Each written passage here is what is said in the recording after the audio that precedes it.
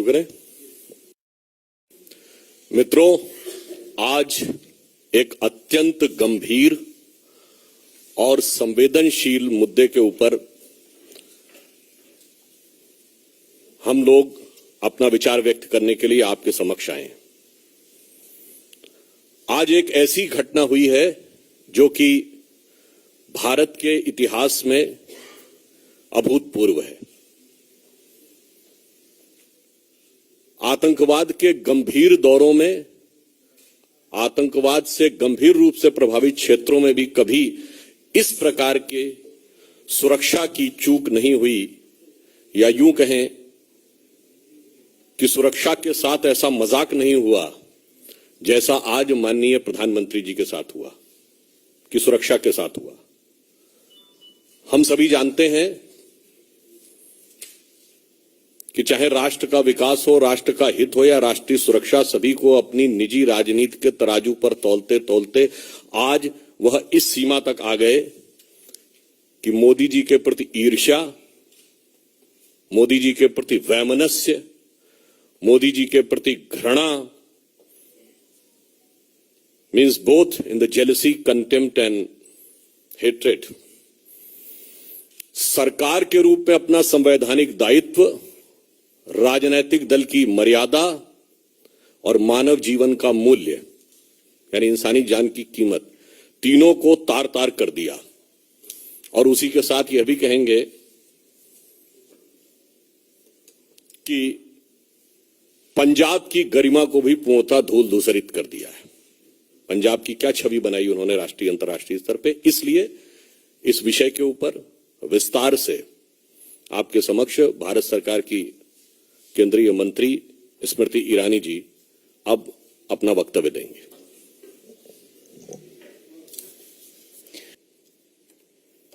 भारत के इतिहास में आज पंजाब की पुण्य धरती पर कांग्रेस के खूनी इरादे नाकाम रहे। जो लोग कांग्रेस पार्टी में मोदी से घृणा करते हैं, वो आज देश के प्रधानमंत्री को, उनकी सिक्योरिटी को किस तरह से भंग किया जाए उसके लिए प्रयासरत थे। जो आक्रोश आप मुझमें और सुधांशु जी में देख रहे हैं, वो मात्र हमारे राजनीतिक संगठन तक सीमित नहीं है। हमने बार बार कहा, नफरत मोदी से कांग्रेस को है, हिसाब हिंदुस्तान से और हिंदुस्तान के प्रधानमंत्री से ना कीजिए। पंजाब सरकार को, कांग्रेस को आज जवाब देना होगा। प्रधानमंत्री किस रूट से एक स्थल पर पहुंचते हैं, उस पूरे रूट की सुरक्षा का प्रबंध और कोई भी गतिरोध नहीं है, ऐसा आश्वासन पंजाब पुलिस ने प्रधानमंत्री जी के सुरक्षा दस्ते को दिया। क्या जानबूझकर प्रधानमंत्री जी के सुरक्षा दस्ते को झूठ बोला गया? प्रश्न 2, प्रधानमंत्री जी के पूरे कैवलकेड को जब रोकने का प्रयास हुआ, 20 मिनट तक जब उनकी सुरक्षा भंग की गई, जिन लोगों ने प्रधानमंत्री की सुरक्षा को भंग किया, उन लोगों को प्रधानमंत्री की गाड़ी के पास तक, उस स्थल तक किसने और कैसे पहुंचाया? क्योंकि हिंदुस्तान में हर नागरिक जानता है कि प्रधानमंत्री की इस वक्त की मूवमेंट कहां, कब, कैसे हो रही है, यह साधारणतः जानकारी उपलब्ध नहीं होती। उस क्षण किसने उन लोगों को फ्लाईओवर पर भेजा, ठहराया, व्यवस्था की, इसका जवाब पंजाब की कांग्रेस सरकार को देना होगा। इस घटनाक्रम के दौरान कांग्रेस के युवा नेतृत्व ने जोश का उत्सव का इजहार किया। किस बात का उत्सव है उनका? किस बात का जोश है कि देश के प्रधानमंत्री को मौत की कगार पर ले गए थे।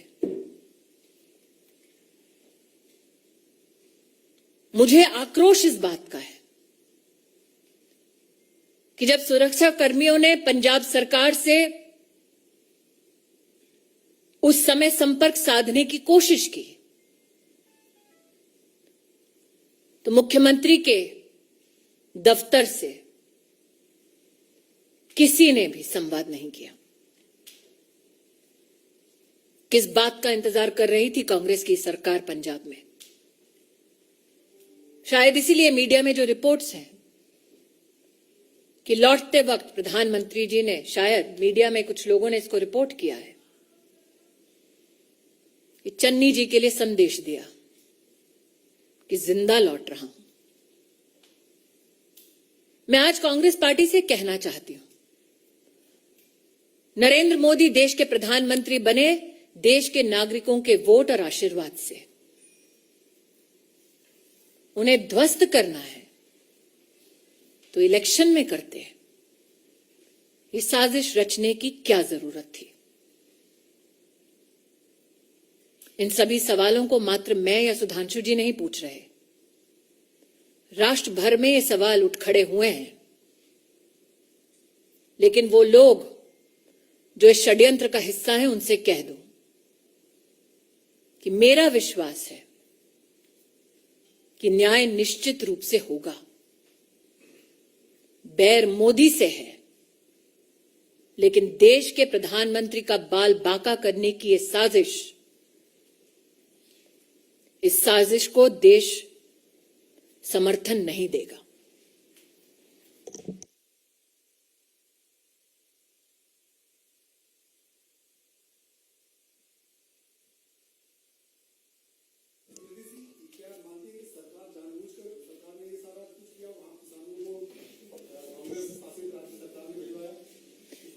नीरज जी, आप इतने वर्षों से पत्रकारिता कर रहे हैं, प्रधानमंत्री का दस्ता इस वक्त कहां है?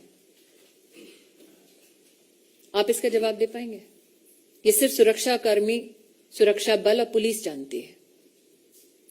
उस क्षण उस फ्लाईओवर पर लोगों को किसने पहुंचाया?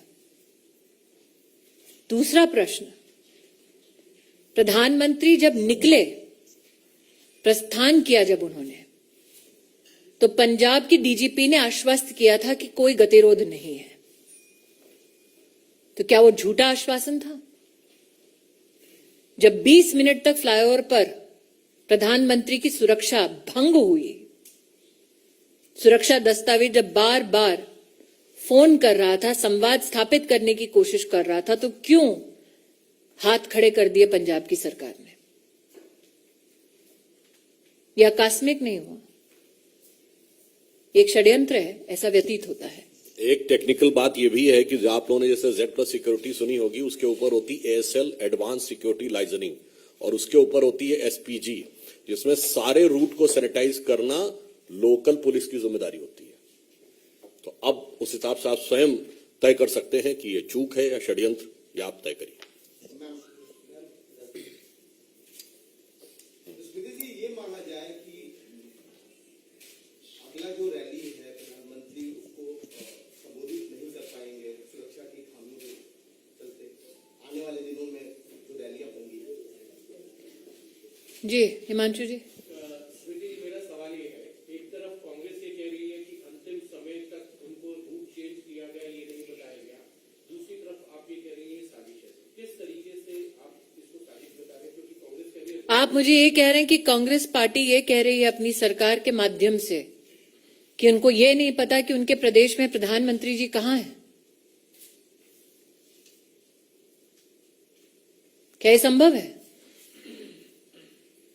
जैसा कि सुधांशु जी ने आपको भी पूरी सिक्योरिटी डिटेल दी, सिक्योरिटी रन पूरे रूट पे करने का दायित्व पंजाब सरकार और पंजाब पुलिस के पास है। क्या आपके इस प्रश्न में इस बात का उत्तर छिपा हुआ है कि जानबूझकर सिक्योरिटी का पूरा प्रोटोकॉल फॉलो नहीं किया गया? एक बिंदु और भी है इसमें, जवाब पंजाब सरकार देगी या कांग्रेस पार्टी देगी प्रधानमंत्री जी के रूट पे। और चिंता मत करिए, प्रधानमंत्री जी का रास्ता कांग्रेस रोकती रही और देश की जनता मार्ग प्रशस्त करती रही।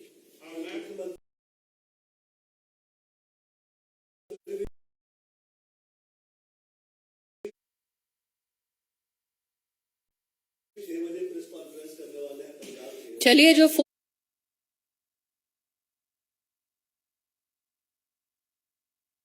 पे आ जाते सुरक्षा कर्मियों के लिए तो शायद प्रेस कॉन्फ्रेंस करने की नौबत नहीं आती। और पंजाब के मुख्यमंत्री, उनकी कितनी काबिलियत है, ये कांग्रेस पार्टी के पंजाब प्रदेश के अध्यक्ष से पूछिए ना।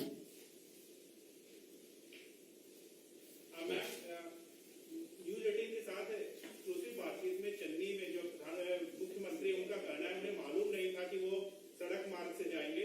किसको मालूम नहीं था? उनको मालूम नहीं था। गृह मंत्रालय की जिम्मेदारी और मुख्यमंत्री कौन है पंजाब का? उनको मालूम नहीं था कि पंजाब पुलिस ने किस प्रकार का आश्वासन दिया है, क्या सिक्योरिटी प्रोटोकॉल है? उनको मालूम नहीं था कि उनको और उनके ऑफिस को संपर्क करने का प्रयास कर रही थी सिक्योरिटी डिटेल? उनको मालूम नहीं था। लेकिन उन लोगों को मालूम था जिनको प्लांट किया गया फ्लाईओवर के ऊपर। मुख्यमंत्री को मालूम नहीं। जी, फिरोजपुर के एसएसपी को सस्पेंड किया गया है, तो क्या इतना काफी है और ये अकाउंटेबिलिटी से नहीं है? pawns have been sacrificed. प्यादे को त्यागा है, बिसात जिसने बिछाई, जवाब उसको देना है। प्रधानमंत्री जी की सुरक्षा का निर्णय राज्य स्तर के एजेंसीज लेती हैं कि जिले स्तर पे? और जो आपने कहा कि वो कह रहे हैं कि उनको मालूम नहीं था, इससे स्पष्ट है कि पंजाब के मुख्यमंत्री का पार्टी संगठन से तो समन्वय था नहीं, अब प्रशासन से भी समन्वय नहीं है। तो ये जो स्मृति जी ने कहा, सरकार किस गति या दुर्गति के साथ चल रही है पंजाब में, यह स्पष्ट हो जाता है।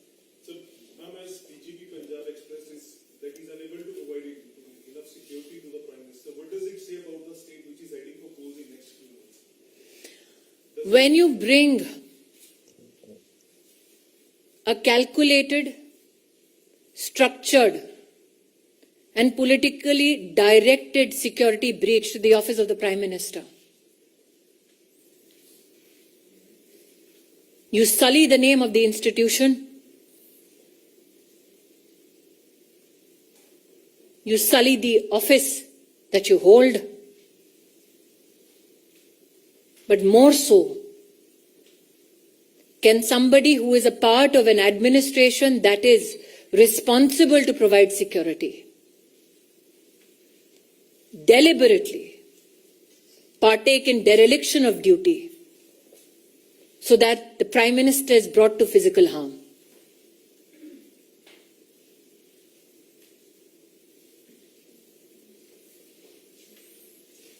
Yes, Balmi.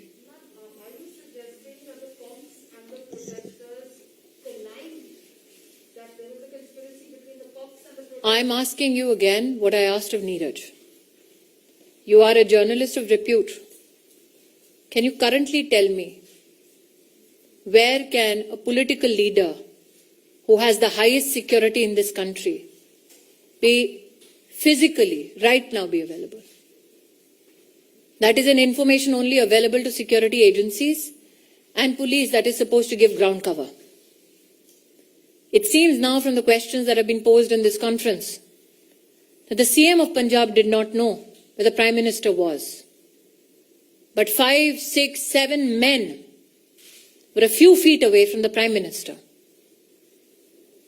which the DGP claimed was an area clear. How did they know? Who got them there? That is a question that is now being posed. My questions have been more than clear. On DGP and My questions have been more than clear. You tell me, madam, when the Chief Minister of a state is called and told that the Prime Minister of India is in harm's way, which Chief Minister does not respond?